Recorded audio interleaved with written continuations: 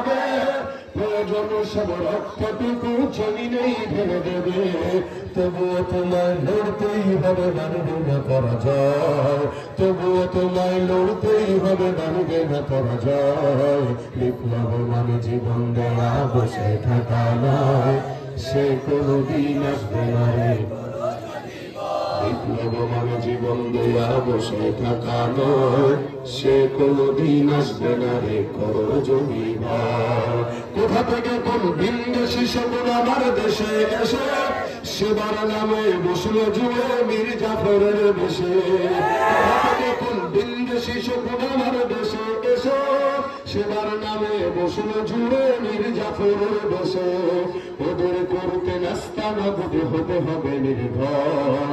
বিপ্লব মানে জীবন দেয়া, বসে থাকা নয়, সে কোনদিন আসবে না রে, করো যদি ভয়। ঠিক কিনা?